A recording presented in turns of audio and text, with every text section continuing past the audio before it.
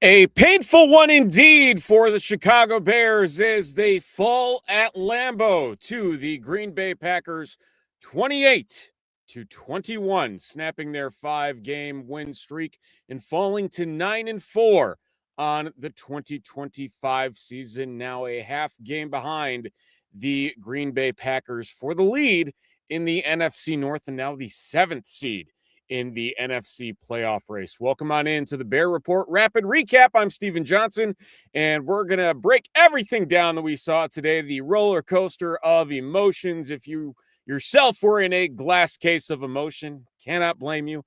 We're also going to talk about the Ben Johnson and Caleb Williams press conferences, so let's dive right into it. Looking at the stats of today and where everything led from the top, the team stats from the top, a full breakdown. The Bears with 315 total yards today to the Packers 337.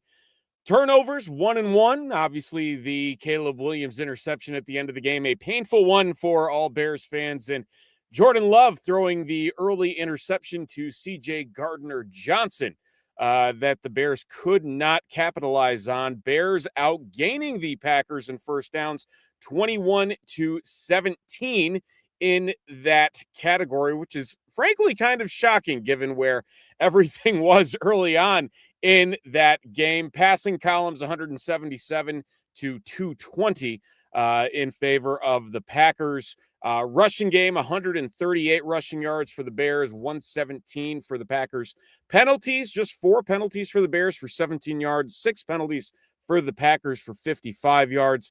And then again, just the turnovers, the 1-1 there. Possession, game time possession, 33 minutes and 29 seconds for the Bears, 26-31 for the Packers. There's a lot to unpack here. So we're going to dive right into it. And I think we need to start pregame with how things happened to begin before the ball even got into play and we got a whistle, we got a kickoff, and things started moving.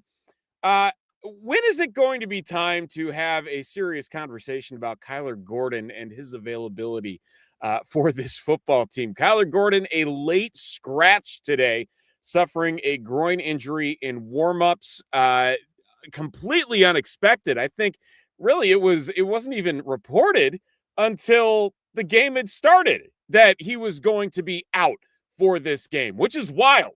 Not necessarily what you expect to see, especially considering the guy was on IR.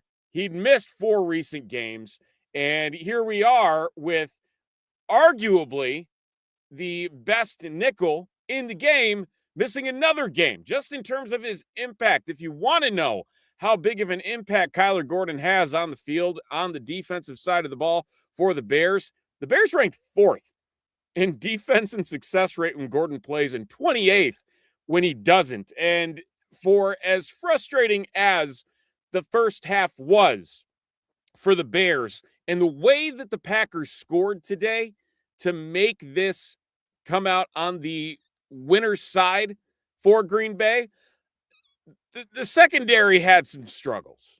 Let's be real. It was a rough day for the secondary. The Packers scored on plays of 23, 35, and 41. All blitz plays, mind you. Jordan Love having a heyday against the Bears blitz packages. And it's like, you know what? It didn't work last time. We're going to try it one more time. And once again, they get burned. And it's an irritating thing to see time and time again where something isn't working. The Bears secondary, specifically the safeties as well, not being able to track the long ball properly and the receivers that break free. And here's these big gains that result in back-breaking plays. It's incredibly frustrating to see it all occur when, for the most part, outside of that, the Bears did okay at stopping the Packers with the explosive runs. And it's hard to say they did okay even because they gave up 3 explosive touchdowns of 23, 35, and 41 yards. But that's 100 yards. That's a third of their yards on 3 plays. And when you're missing a guy like Kyler Gordon, who excels at helping the Bears secondary stop those explosive plays, man, it was a rough watch. It was an incredibly rough watch. Before we get to Ben Johnson and his press conference following the game today, we need to talk about the tale of two halves. It's very easy to go to the well and say, man, the Bears got a lot wrong today. There's not much that they can, write home about and say, this was good despite the final outcome. I was one of those people. I'll be completely honest with you. The first half sucked.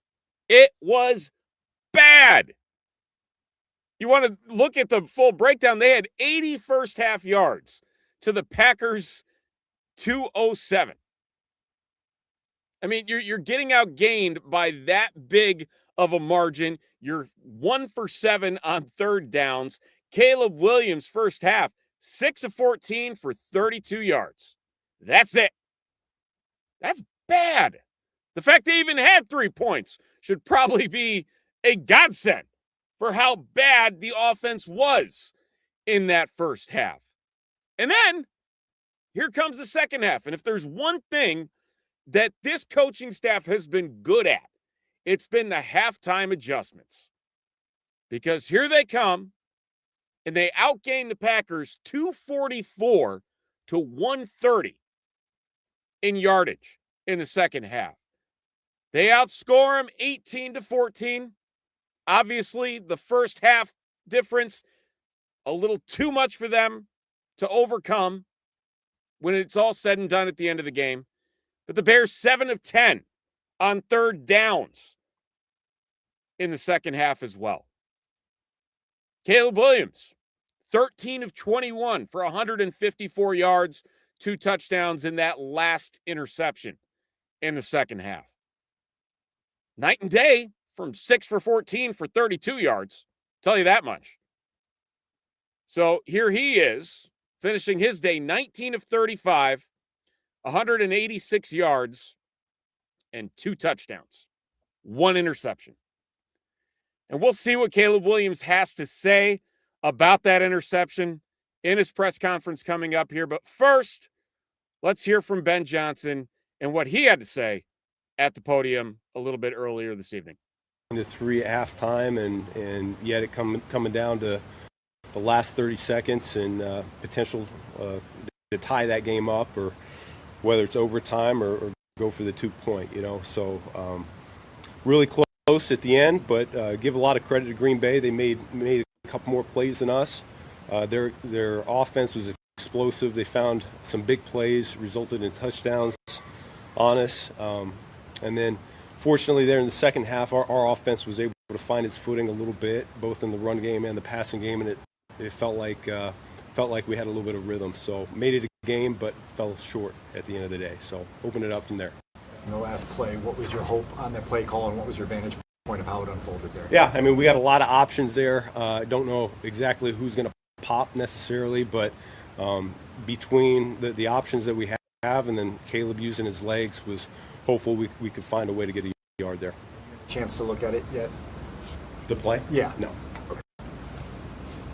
How do you attribute the difference in the offense between the first half and the second half, and how you guys did come to life? Yeah, well, I mean, it's a really good defense. I think at home this year they're averaging 13.5 points per game and 240 yards per game. So we knew it was going to be a big challenge. You go on silent cadence against a really good pass rush group like that. They get off the ball and they pressure your quarterback, and we certainly felt that there in the first half and in the second half too. I thought Caleb was doing everything he could. He put his Superman cape on a few times to not go down, extend the play, and he found a couple big scrambles for us over the course of that game, which, earlier in the season you would have said that we really had a hard time finding. But, I think it was Duvernay down there on their sideline. That was a huge play. And then the Cole Kmet catch down on our sideline was a huge play as well. So, I think we got a prideful group. You know, we weren't happy, we weren't pleased with our first half performance on offense, and sometimes just coming in and catching your breath for a second allows you to hit that reset button, and our guys responded the right way. Ben, when you talk about the big plays that you guys gave up defensively, what kind of issues were you having in the secondary? Yeah, that's one of those things. Again, I got to go back and I got to look at the tape. But it did seem like we were man-to-man on one of them, and their guy beat our guy. I know on another one they seemed like they had a good play design based on our coverage, you know, and that happens at times. So I got to go back and I got to look at some of those and what we could have done a little bit better. And what's the ripple effect of not having Rome short term here, and how those reps get distributed? Yeah, well, I mean, we kind of knew that going into the week that he may not be available, and so something that we're conscious of. The fortunate thing for us is we have weapons all over the place. Our tight end room is very strong. Our running back room is strong. We have a lot of depth in that receiver room. You know, I know Luther certainly had a little bit more on his plate here this week, and I thought he handled it pretty well from my perspective without seeing the tape yet. And so I don't think that necessarily we missed a beat, but yet Rome is such a vital part of what we do. And, you know, in a lot of ways for Caleb, you know, it's his blankie, you know, and they got such a great natural rapport that when a guy like that's out, then, you know, other guys got to step up, but yet he is a big part of what we're doing. Do you have any kind of gut feeling coming out about how even it is between these two teams? I mean, shoot, I think this division in general is a very tough division. You know, I think all four teams are neck and neck and, you know, battling it out. And, you know, I think our guys were confident coming into the game that we were going to be able to come away with a W in this one, and we fell short. Like I said, we just didn't make a couple plays there when we needed to. And so, like I said, credit to Green Bay. I mean, it's a really good defense. I give Coach Halfley his flowers. They do a phenomenal job. But at the beginning of the fourth quarter, you guys really were blowing. The offensive line looked like they were kind of blowing them off the ball, getting like 6-7 yards a carry. What was kind of the key there? Same thing. I got to go back and I got to look at it. Some of them felt like they were, you know, third and short variety. So I don't know if we were just hitting them in a soft spot. And I do know our backs were running hard. I did feel that, but didn't seem like to it. your point, I do feel like we kind of picked it up a little bit as the game went. The first half, we weren't hitting at the same clip. We were probably more 2s and 3s than we were, you know, those 5s or 6s. Losing Kyler before the game, what kind of setback was that for your defense and your plans there? Well, I mean, we adjust on the fly. That's no problem. That's what we always do. And so we had a plan. DA does a great job with that. Next guys were popping up, and you know, they answer the call, and we don't miss a beat that way. But you know, Kyler's a really good player, and we're better when he's out on the field. So you know, you do miss that, and when it happens in pregame like that, it also takes you down a man going into the game too.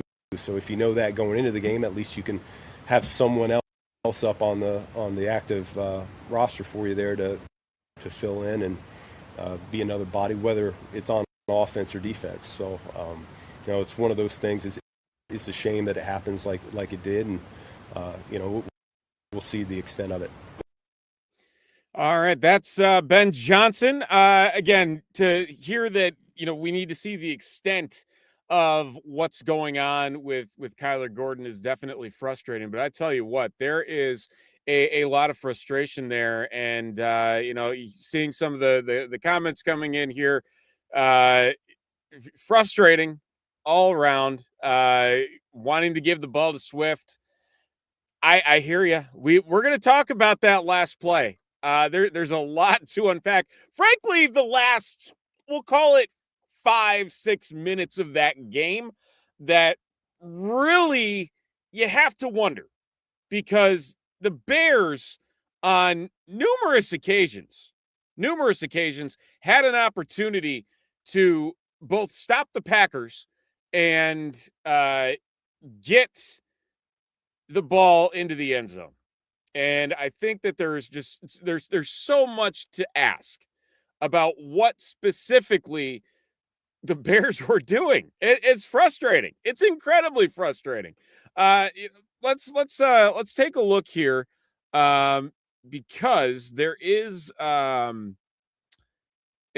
breakdown, a lot of people have been asking this, and I fully understand where people are on this, just in terms of the split, wanting to give the ball to Swift, and there were a couple questions that actually came up on social media today about how the Bears are utilizing both Kyle Monangai and DeAndre Swift, and it's been an interesting split as of late. They've both found success. They definitely found success in the second half today. The way it ended today, DeAndre Swift, 13 carries for 63 yards. Kyle Monangai, 14 carries for 57 yards, both over 4 yards a carry. Caleb Williams had 4 carries for 15 yards. Luther Burden, one of his catches, I believe, went for a carry because it was a backwards play. Excuse me. That was 1 for 3 yards there. But to talk more about that second half and just the adjustments that the Bears made in coming back, they're down 11 points. They have the Packers getting the ball to start the second half, and they get the defensive stop. They come down the field, they score, and all of a sudden it's feeling like a different game. They get a 2-point conversion on an incredible push from the offensive line. The offensive line finally started to find their footing today. Micah Parsons had no sacks. I think there's a lot of Packer fans out there right now that feel that he was held throughout the game. Yeah, there were probably a couple plays here or there where you could say, yeah, hell, a hold could have been called. It could have been, but it wasn't. He didn't get any sacks after all the talk that we heard today. But for the Bears to regroup and do things, they're a wild stat that I think we need to talk about for how the Bears made adjustments at the half and made this a game. The fact that it was 21-21 so late in the game, and they had an opportunity not only to take the lead, but to come back, tie the game again after they give up the go-ahead touchdown with Josh Jacobs rolling into the end zone from 2 yards out. But going down the field, the Bears utilized play action on 61.5% of Caleb Williams dropbacks today. 61.5%. That's the most play action used in any game against the Packers since 2006, according to Pro Football Focus. The most ever. And I tell you what, for where the Bears offense was and the fact that they came out guns blazing, 244 second half yards, and they leaned so much on play action with such success, why the hell weren't they doing it in the first half? It has been such a go-to for this team. They abandon it pretty much completely in the first half. Oh, you know what? We should go back to that. It had the Packers defense on their heels. The Bears were like a 4-to-1 ratio in time of possession in the second half. And they didn't know what to stop. Whether they should go in on the run, whether they should go in on the pass. We heard Ben Johnson talk about the big plays that Caleb Williams was making. The Devin Duvernay throw, fantastic. The Cole Kmet throw out to the right, fantastic. The Olamide Zaccheaus touchdown, which I'm still not quite sure how he threaded that through for a touchdown. Play action. Rolling out the quarterback who has been very good rolling out. We saw the stat from Fox pop up on the screen. Caleb Williams has just as many runs, if he needs to take that route on the play action, over 20 miles an hour than the entire league does at the quarterback position. Why would you not continue to utilize what is a clear strength to the players that you have on your team. Why did it take 30 minutes to have the light bulb pop off and say, you know what? This is a good idea. That's the part that I don't truly understand. And I think that's what the most frustrating part is, because the Bears could have and arguably should have won this game today. I don't get it. Yeah, they were down Rome Odunze. That's frustrating. He has been so integral to not only the passing game, but heck, as a blocker. This team has excelled so well at outside runs. And not having him, yeah, it stunk. It definitely stunk. But at the same time, man, it makes you just wonder, like, what was it that took so long? Let's get to the final drive. Then we'll see what what Caleb Williams had to say. What he had to go over at the podium. Final drive for the Packers. Before we get to the final drive for the Bears, we're going to go straight to the 3rd and 1 call. The Packers, they hand it off to Josh Jacobs. He bolts right, straight wide right. You have Montez Sweat. You have Javon Dexter. You have Jalen Johnson. And you have DeMarco Jackson. All in prime position to pull him down for a loss. 2 yards behind the line of scrimmage. A 3rd and 1. And not a single sound tackle by any 4. It's, we'll just bump him. We'll just knock him off. The only thing that got knocked off was the Bears defense, and he ran for 21 yards. Extended the drive, which eventually led to Josh Jacobs falling into the end zone from 2 yards out for the game-winning score. How do you not go through the motions and have that sound tackling in that situation? The opportunity was there. You had it in your hands. And it falls apart. It wasn't ideal, but the Bears had him dead to rights. That was gigantic. Let's say Brandon McManus then does hit a field goal. Bears just marched down the field. They were in field goal range. We could have been talking about a tie game. Instead, one thing leads to another. The Bears are facing a 7-point deficit, having to get into the end zone. Moving on to that drive. Luther Burden continues to show glimpses that he is probably going to be, not this year, maybe next year, or maybe 2 years from now, the wide receiver 1 for this team. The way that he continues to shift through space, is willing to take on defenders, and is so good after the catch. We can, like I said, we continue to see glimpses. We need to see it all put together. But hitting him, they're immediately across midfield. The Devin Duvernay dart. Couple runs, and then one thing leads to another, and they're facing a 4th and 1. That call, man, I tell you, that call. Roll out to the left. The same exact play, mind you, that the Bears scored on the Eagles a week ago with Cole Kmet in the end zone. Except this time around, Caleb is late to getting the ball to Cole Kmet. He was open.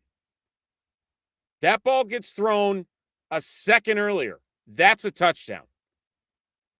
Yes, it's difficult to throw across his body, rolling out to the left. But Caleb, for that throw, was late. A lot of people want to point to DJ Moore being open in the flat. Again, hard to throw across the body. Yeah, you want to point to that. But the other thing that I just truly don't get, yes, time was running out. You're at 25 seconds. Run for the first down. You have 2 timeouts. You needed 1 yard. But instead, going for it all, giving your team extra options to score. It was a bad decision by Caleb Williams. Plain and simple. It was a bad decision. And for as frustrating as it is, that's what it came down to. I want to be a little bit more optimistic that given the errors that the Bears experienced today, they held in, they came back from a 2-score disadvantage. I mean, they were down 14-3 at the half. And then it happened again. They were down, 21 to 11? Again, a 2-score lead. They come back and tie the game, only to have it fall apart there right at the end when they were having success moving the ball. It's almost like what got the Bears to where they were to this point in the season, the running game, the specific play calling in operating the middle of the field. It was weird how they kind of abandoned it. That's the part I'm not fully understanding. They abandoned it at very odd times today. Really, the entire first half. I mean, they had 1 running play called up to their 3rd possession in this game. 1. Caleb Williams started 0 for 5. Yes, not all his fault. But to start 0 for 5, after everything we heard with the cold weather, with the way that the Bears offense has operated successfully, the fact that it wasn't a heavy run dosage from the jump today is so infuriating. So infuriating. Before we get any further, let's see what Caleb Williams had to say at the podium coming out of today's game here. Decision-making process. Yeah, we had about 2 or 3 guys in front of, either stacking Swift or excuse me, stacking Swift or right there with Swift, and so rolled out and saw Cole and tried to give him a big boy ball, try and let him go up for it because I ended up seeing 25 starting to sprint, and so tried to slow him up and kind of give him a chance in those moments. It's got to have it moment, and they had a guy trailing me, and so didn't feel that I could go get it myself, and so just got to give Cole a better shot at it. I think next time just extend him a little bit more and kind of lead him. But in those moments you want to put the ball in play and trust your guy, or try to have your guy go make a play, and just got to give him a better ball. Have you had a chance to rewatch it yet? No, haven't watched it yet. Sorry. What's the feeling in the locker room after coming so close? Is it resolution? What is the general feeling? Yeah, it's frustration.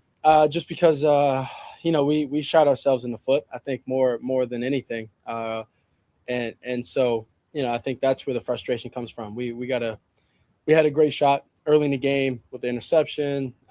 Defense doing a good job, and then we kind of let them get going, and they put up some points on the board, and we had to try and rally it, and it's not always going to work in our favor. And, we work our tail off to try and, not have these, situations. But when the situations do, come, we gotta, try and go make plays and try and, come back and make the right plays to, seal the win.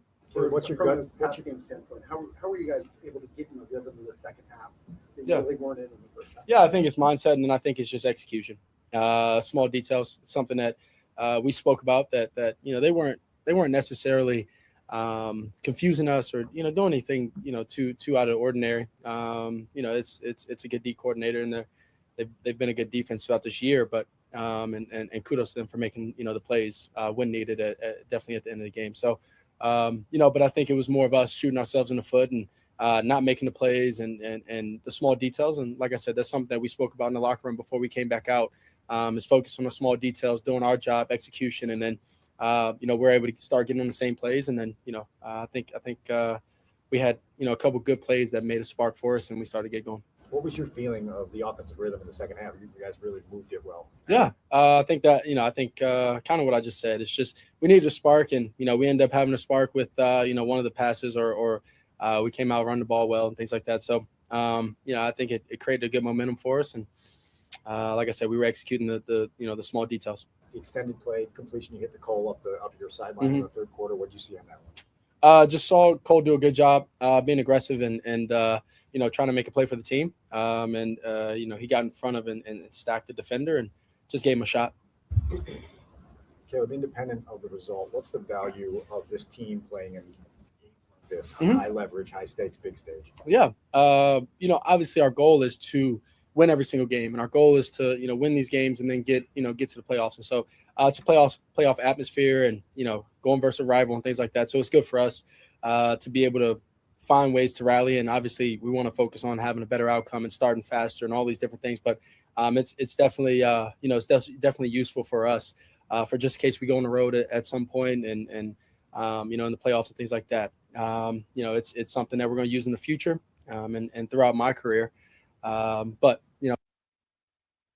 we got to focus on this next game coming up to get to that point. Caleb, what did you learn about the downfield passing attack in the second half? Like how that was able to come alive that you think you can apply earlier in the game? Yeah, I think it just comes down to small details for me.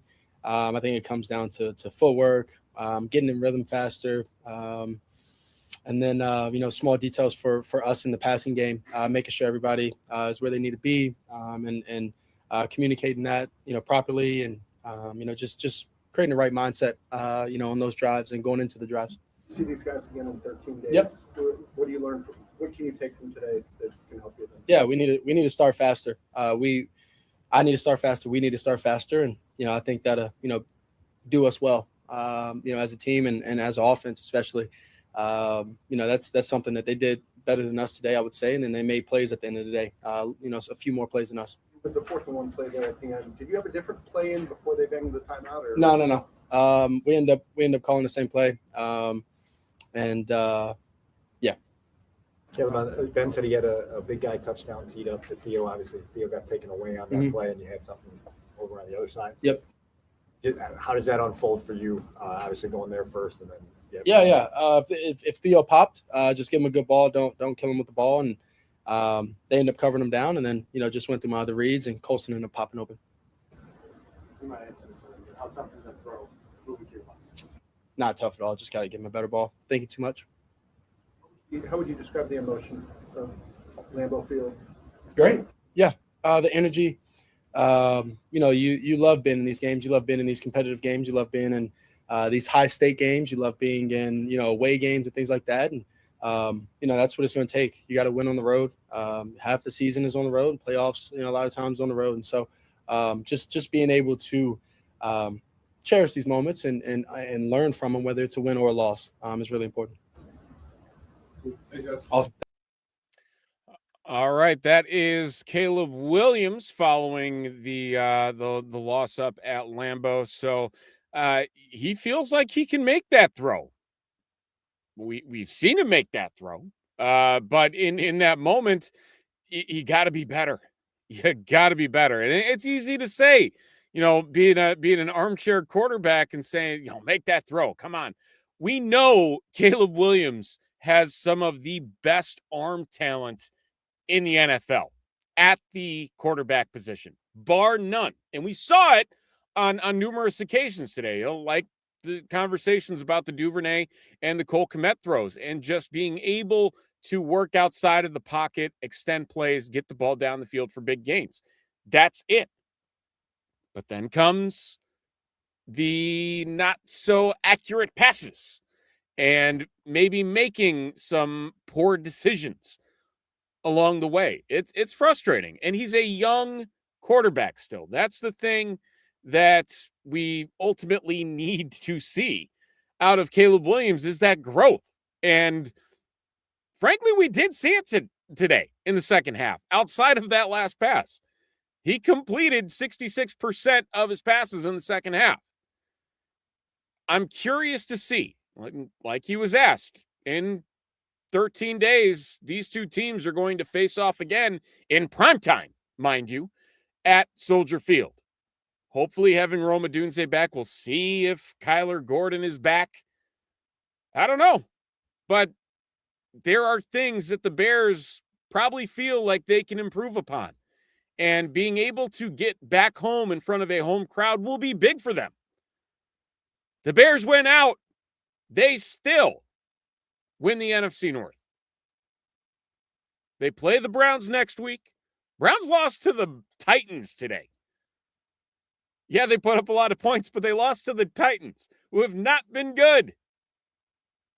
Then they get the Packers back at home. They head out to San Francisco, take on the 49ers, and then they wrap up the year against the Lions at home at Soldier Field. You win out, you win the division. You guarantee yourself a home playoff game. That's the plan for the Bears right now. Get it done. Get it done. The path is there. The goal is there. It hasn't changed. We'll see what happens. Another positive takeaway to this game, that was the most points the Packers have allowed at Lambeau Field this year. 21 points. Which is shocking, frankly. The Packers have been very good at home, which makes it very, very scary to think that, okay, it's very possible that they could be a very dangerous team to face in the playoffs because of those strengths that they experience playing in front of their home fans. Looking at their regular season, they gave up 13 to the Lions, 18 to the Commanders, 18 to the Bengals, 16 to the Panthers, 10 to the Eagles, 6 to the Vikings, and then they allowed 21 today. Well, Steven, it doesn't matter. They still lost the game. Yeah, you're right. But they were able to do things that other teams were not. So you can take that away. Personally, I feel like the Bears kind of laid out a blueprint for what other teams need to do and leaning on that play action.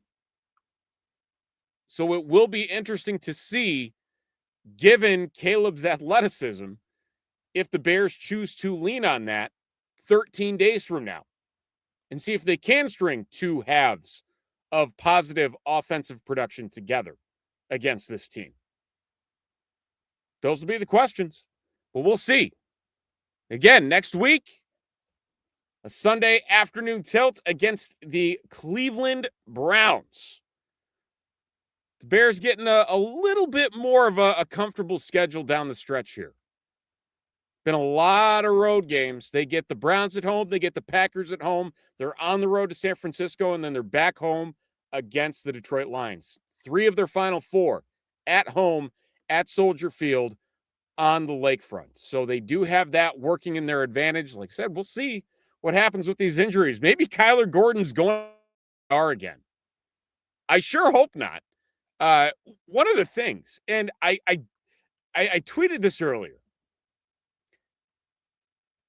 I don't care how good Kyler Gordon is when he's healthy, but if you can find a team to take on his contract via trade this offseason, you might need to consider it. He's one of the highest paid nickel corners in the league. You trade him prior to June 1st, you save $5.8 million. You trade him after June 1st, you save $10.8 million. That's a whole nother player, a very good chip of a player.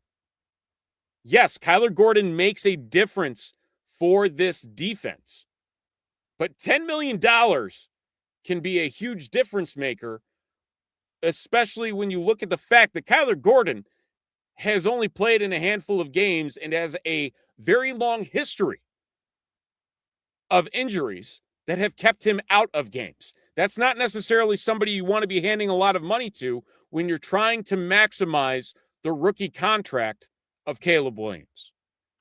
There's a lot of questions that need to get answered this week in terms of what's going to be the state of this Bears team. Hopefully Tremaine Edmonds comes back. We're talking about his return. That will make a huge difference to this defense.